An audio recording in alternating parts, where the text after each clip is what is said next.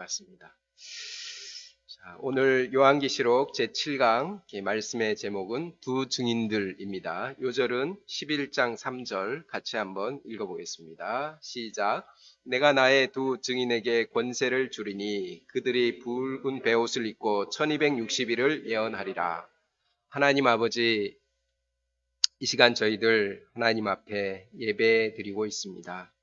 신령과 진정으로 예배 드리게 하시고 또 저희 각자에게 주시는 하나님의 세미한 음성을 이렇게 집중하여 듣는 귀한 시간이 되게 도와주십시오. 주의 성령께서 저희 모두와 함께 하시는 줄 믿고 감사를 드립니다.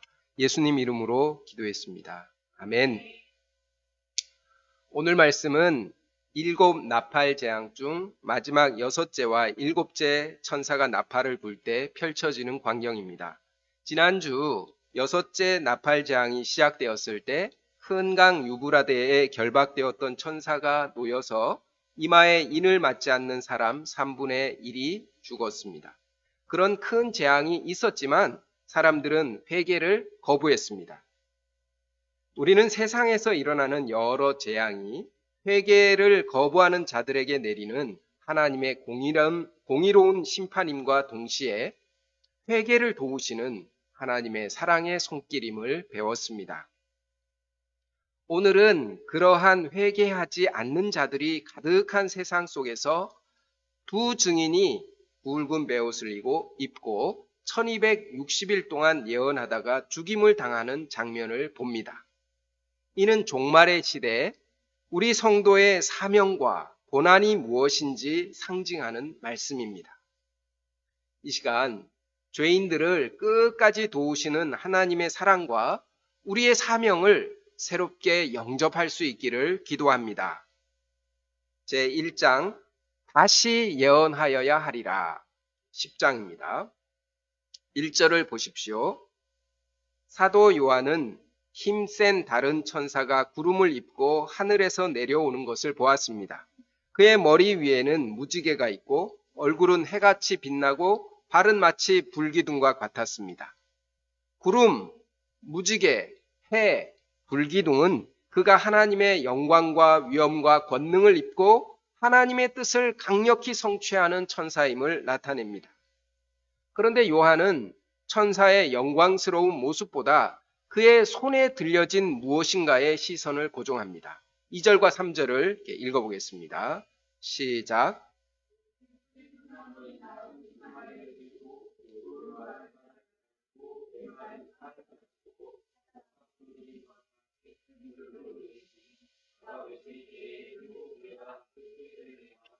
예. 힘센 천사의 손에는 펼쳐진 작은 두루마리가 있었습니다. 그리고 그 천사는 오른발로 바다를 밟고 왼발로 땅을 밟고 서서 사자가 부르짖는 것 같이 큰 소리로 외쳤습니다. 그러자 그 큰 소리가 7 우레로 변하여서 각각 우르릉 쾅쾅쾅 소리를 내면서 말했습니다. 7 우레의 말은 작은 두루마리의 내용을 온 세상에 선포하는 것을 의미합니다. 사도 요한은 7 우레가 말하는 것을 기록하려고 했습니다. 우리 공부 잘하는 사람의 특징 중 하나가 노트 필기를 아주 이렇게 잘하는 것입니다. 또 메시지를 들을 때도 이 필기하는 그런 분도 있습니다. 하지만 하늘에 소리가 났는데 7 우레가 말한 것을 임봉하고 기록하지 말라 하였습니다. 아니 하나도 빠짐없이 다 받아 적으라고 해야 할 것 같은데 왜 기록하지 말라고 하실까요? 사도 요한은 고개를 갸우뚱하면서 필기도구를 내려놓았습니다. 그리고 그 천사가 바다와 땅을 밟고 하늘을 향하여 오른손을 드는 것을 보았습니다. 여러분 뉴욕 맨하탄에 있는 자유의 여신상도 한 손을 들고 서 있는데 어느 쪽 손일까요? 네, 그렇습니다. 오른손입니다. 우리도 선서할 때 이렇게 오른손을 듭니다. 왼손을 드는 사람 별로 없을 겁니다. 힘센 천사는 영원하신 하나님, 또 모든 만물을 창조하신 하나님 앞에서 오른손을 들고 이렇게 맹세했습니다. 무엇이라고 맹세합니까? 6절과 7절을 보십시오.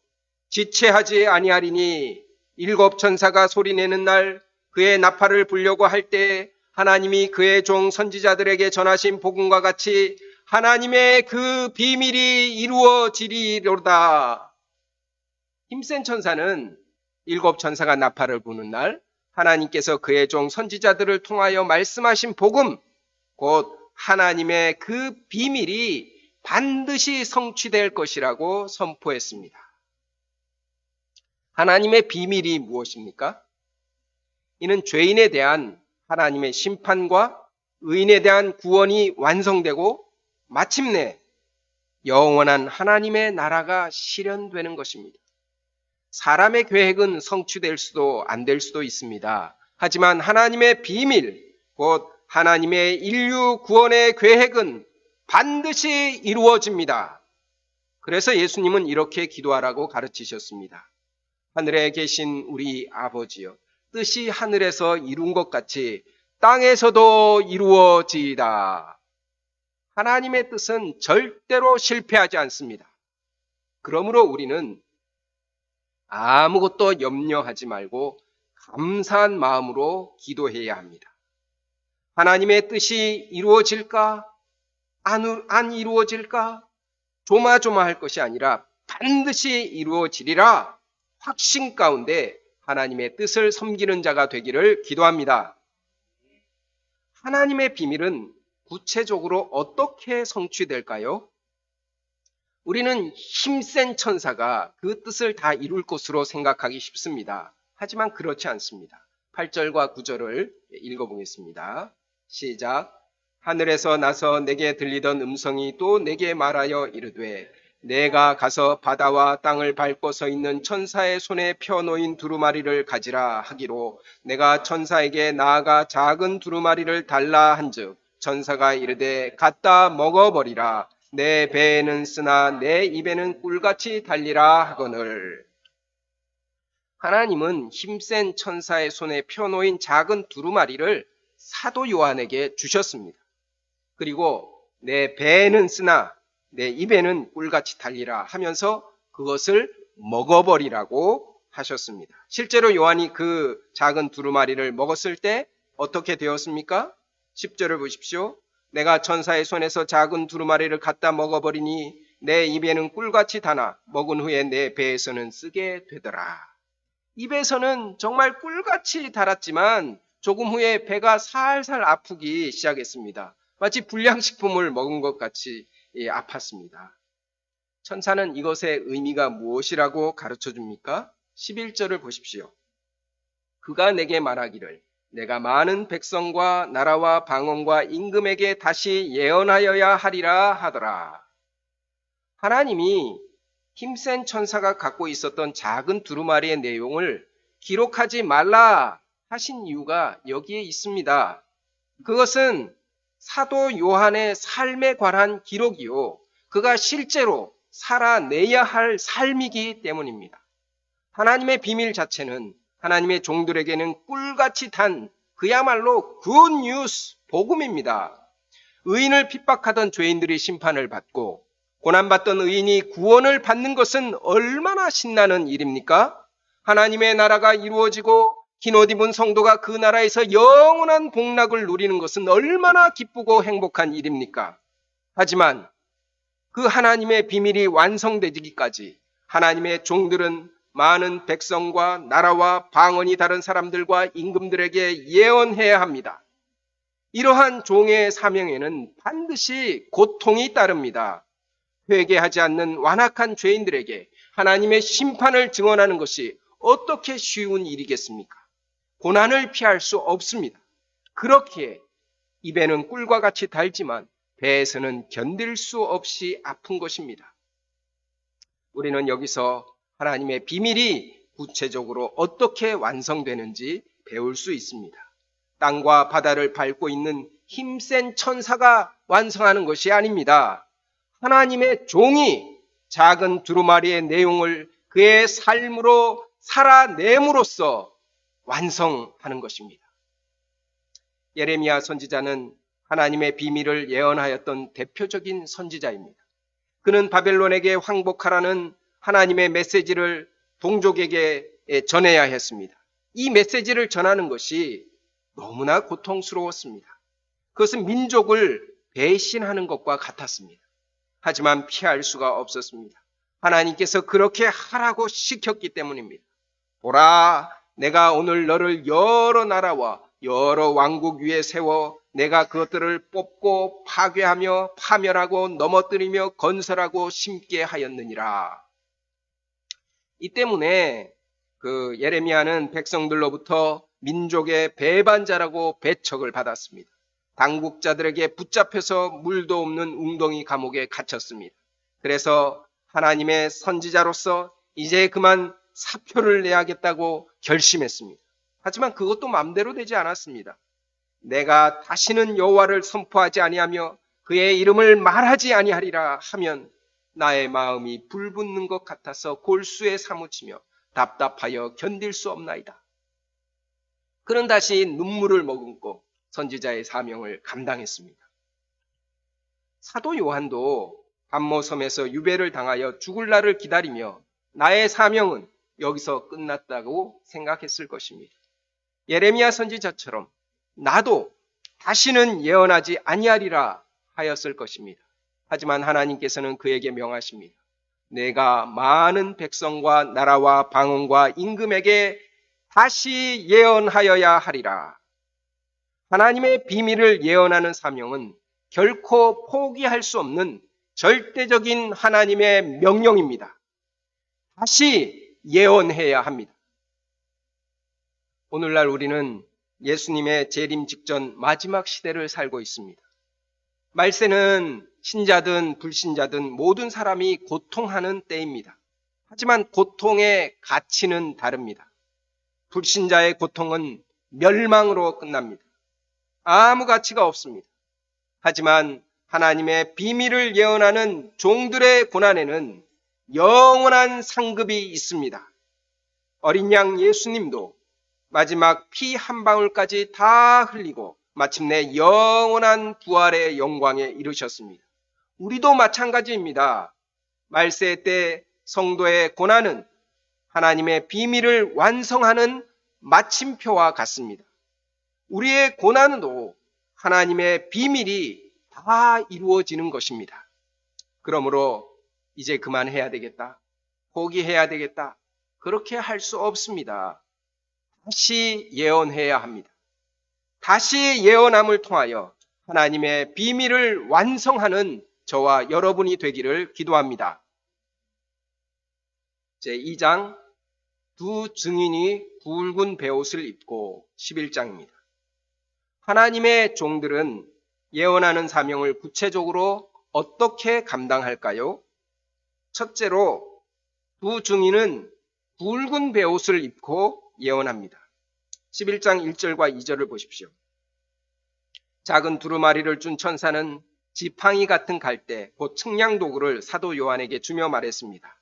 일어나서 하나님의 성전과 제단과 그 안에서 경배하는 자들을 측량하되 성전 바깥마당은 측량하지 말고 그냥 두라. 이것은 이방인에게 주었은즉 그들이 거룩한 성을 42달 동안 짓밟으리라.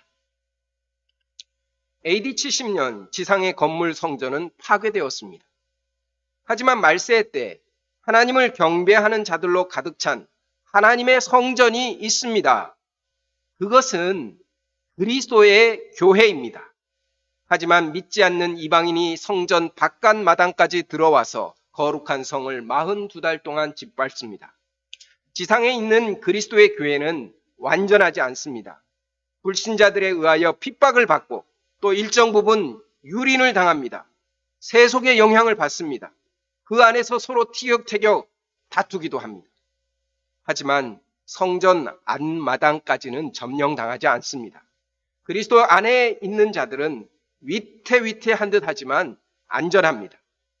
또 일정 기간만 고난을 받습니다. 성도의 고난은 결코 영원하지 않습니다. 이 또한 지나갈 고난입니다. 이방인이 하나님의 성전을 짓밟을 때 동시에 세상에 나가서 하나님의 비밀을 예언하는 종들이 있습니다. 3절을 읽겠습니다. 시작. 내가 나의 두 증인에게 권세를 주리니 그들이 굵은 베옷을 입고 1260일을 예언하리라.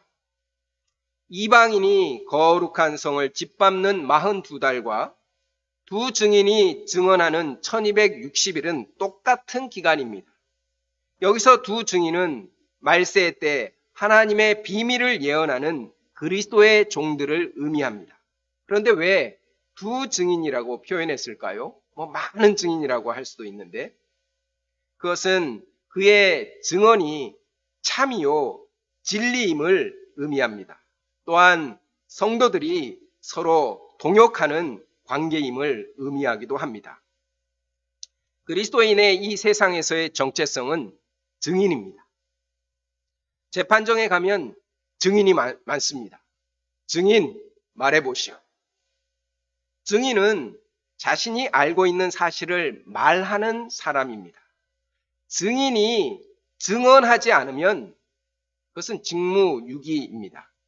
우리는 하나님의 비밀을 세상에 예언해야 하는 유일한 하나님의 증인입니다.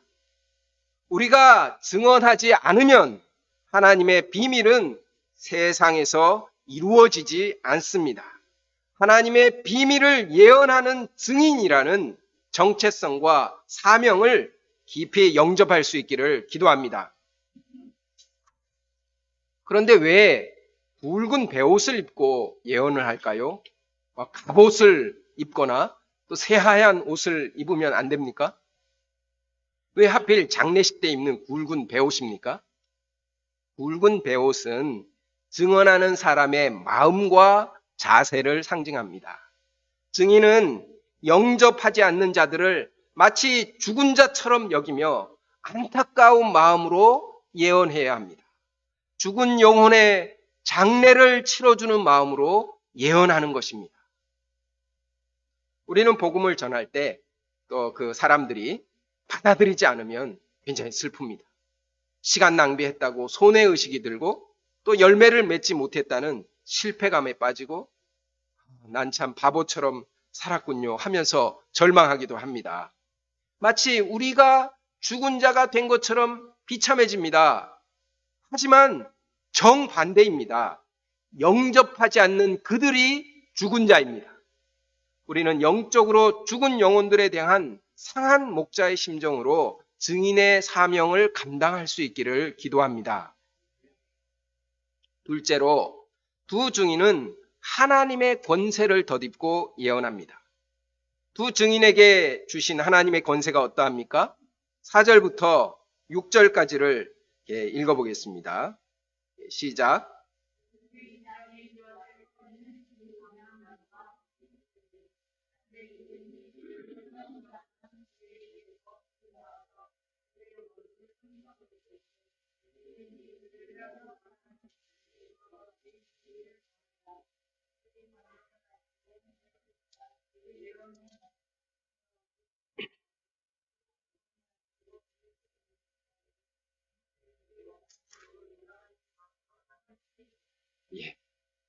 스가랴서 3장과 또 4장을 보면 바벨론 포로에서 돌아온 이스라엘은 무너진 솔로몬 성전을 재건하고자 합니다.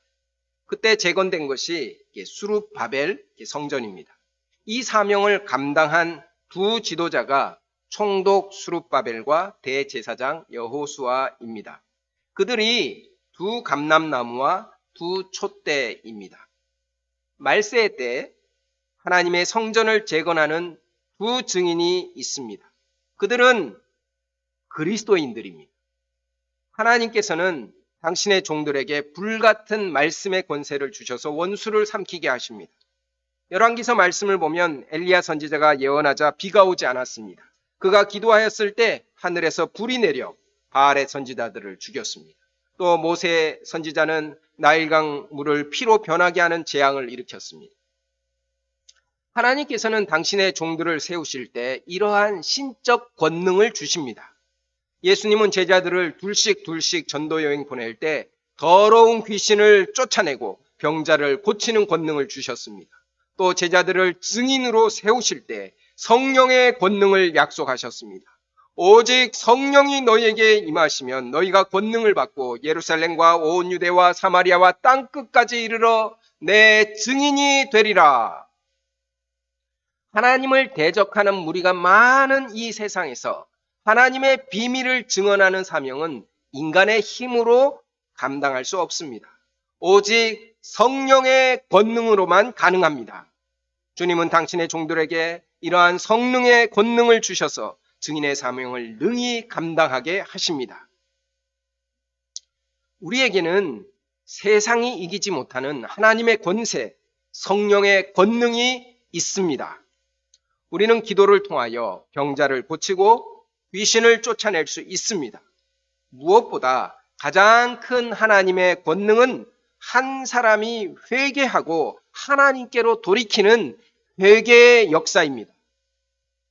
오늘날 우리가 각각 회개하고 이처럼 함께 모여서 그리스도의 몸된 교회를 이루고 있는 자체가 성령의 권능의 열매인 줄 믿습니다. 우리는 무능력한 사람들이 아닙니다.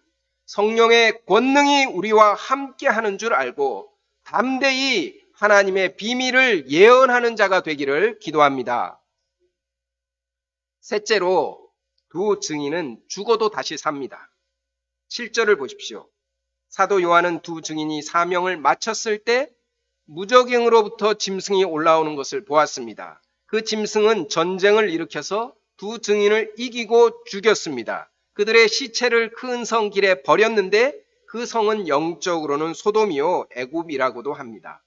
소돔은 쾌락주의의 대명사요, 애굽은 물질주의의 대명사입니다. 육체의 쾌락과 물질 우상이 지배하는 사회에서 그것을 악하다라고 생각하면서 거룩하게 살면 칭찬을 받는 것이 아니고 미움을 받습니다. 미운 털이 박힙니다. 그렇게 살면 심판을 받는다고 아주 공격적으로 예언을 하면 핍박을 받고 죽임을 당하기까지 합니다. 악의 세력은 증인들의 사역을 결코 가만히 보고만 있지 않습니다. 반드시 핍박하고 죽이려고 달려듭니다. 9절과 10절을 보면 악한 자들은 그 시체를 사흘 반 동안 무덤에 장사하지 못하게 합니다. 이것은 시체까지 저주한다는 의미입니다. 악의 무리는 증인들의 죽음으로 인하여 기뻐하고 서로 예물을 교환하며 축제를 벌입니다. 왜냐하면 두 선지자가 땅에 사는 자들을 괴롭게 하였기 때문입니다. 그래서 그들이 없어졌을 때 마치 눈의 가시가 없어진 것처럼 좋아하며 승리를 자축한 것입니다. 하지만 그것은 착각입니다. 11절을 읽어보겠습니다. 시작. 3일 반 후에 하나님께로부터 생기가 그들 속에 들어가매 그들이 발로 일어서니 구경하는 자들이 크게 두려워하더라. 3일 반 후 하나님께로부터 생기가 그들 속에 들어갔습니다. 그들이 발로 일어서자 구경하던 자들이 크게 두려워했습니다. 하늘로부터 큰 음성이 들렸습니다. 이리로 올라오라. 죽임을 당하였던 주 증인은 원수들이 보는 앞에서 구름을 타고 하늘로 올라갔습니다. 그리고 그 증인을 죽인 그 성에는 큰 지진이 일어나서 성 3분의 1이 무너졌습니다. 그 지진으로 죽은 자가 7,000명이나 되었습니다. 그런데 놀라운 일이 일어났습니다. 13절 하반절을 보십시오.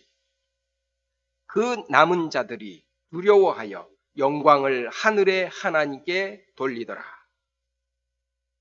회개를 거부했던 자들이 마침내 두려워하여 영광을 하늘의 하나님께 돌렸습니다.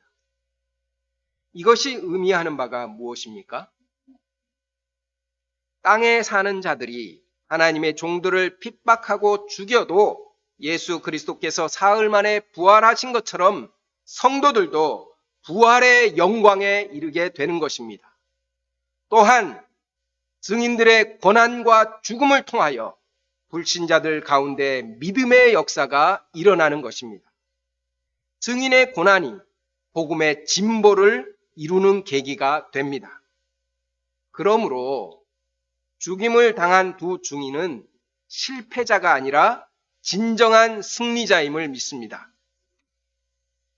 14절부터 19절은 일곱째 천사가 나팔을 불었을 때 나타난 영광입니다.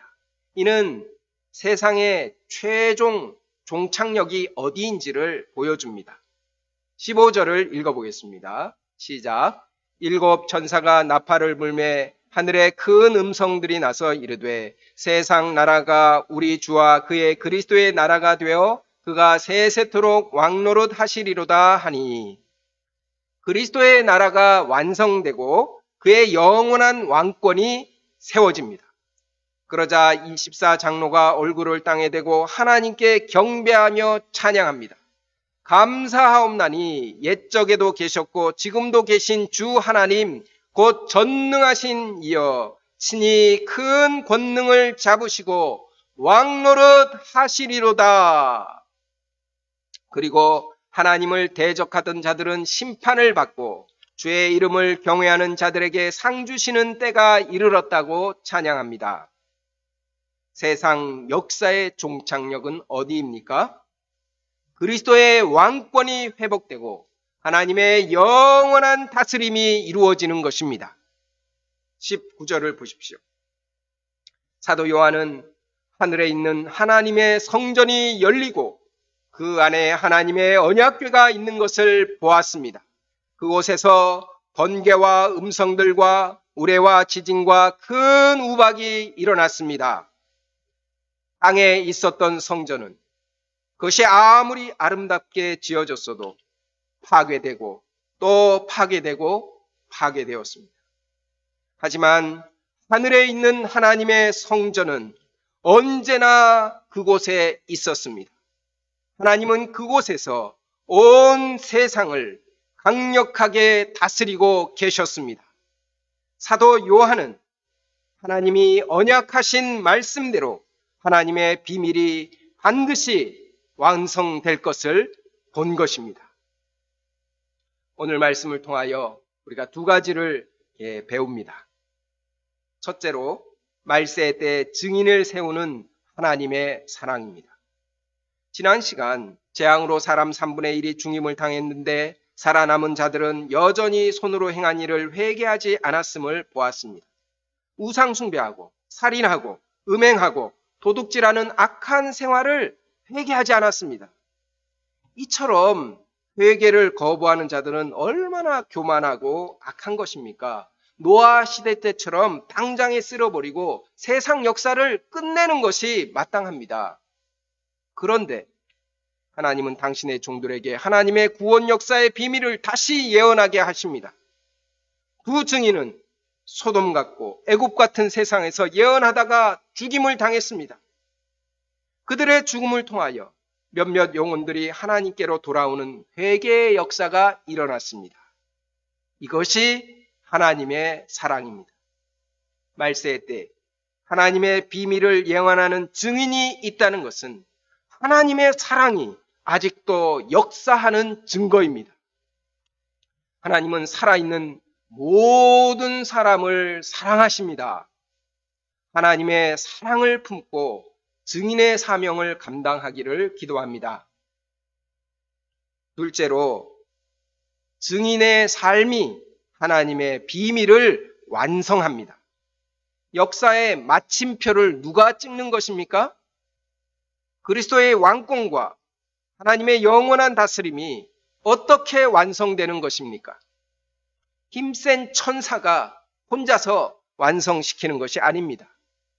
두 증인의 고난의 삶을 통하여 마침내 하나님의 비밀이 완성됩니다. 이 사실은 말세 때 증인의 1260일 하루하루가 얼마나 소중한가를 가르쳐 줍니다. 여러분의 하루하루는 어떤 의미가 있습니까? 어떤 정체성과 어디를 향하여 달려가고 있습니까? 왜 사냐고 물으면 그냥 웃는 사람들이 많습니다. 우리는 굵은 베옷을 입고 하나님의 비밀을 죽은 자들에게 예언하는 증인의 삶을 살아내기를 기도합니다. 기도하겠습니다.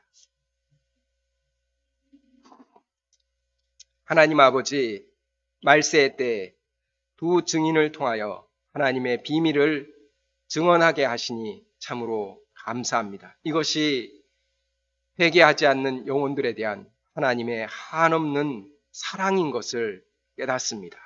저희가 하나님의 사랑을 품고 하나님의 비밀의 말씀을, 이 구원의 복음을 힘써서 예언하며 증언하는 삶을 살 수 있도록 도와주시옵소서. 예수님 이름으로 기도했습니다. 아멘.